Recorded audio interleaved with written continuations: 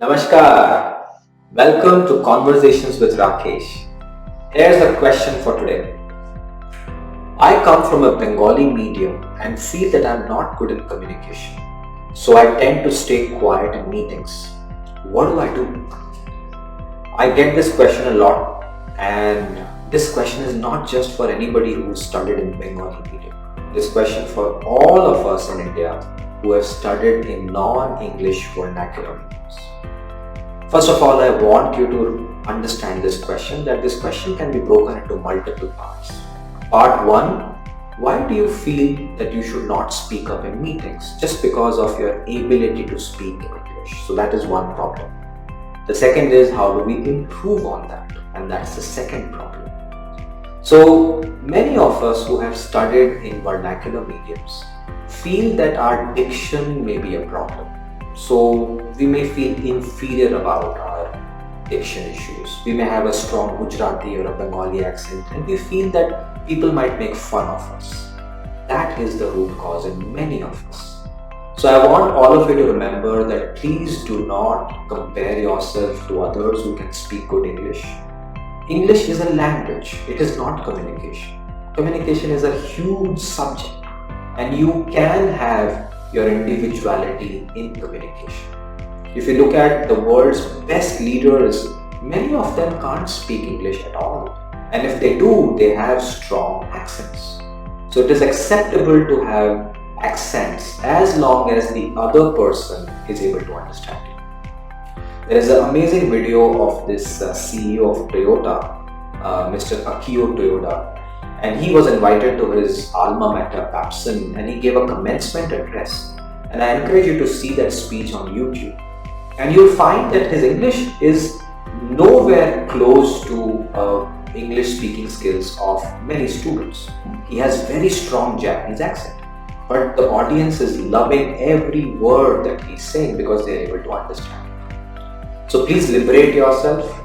Please don't worry about speaking British quality education English, because that's not what we should achieve.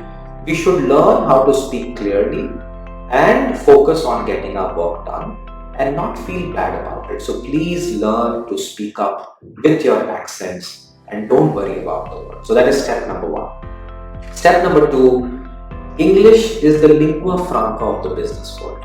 So you must invest in learning and becoming proficient. We human beings have the ability to learn any language.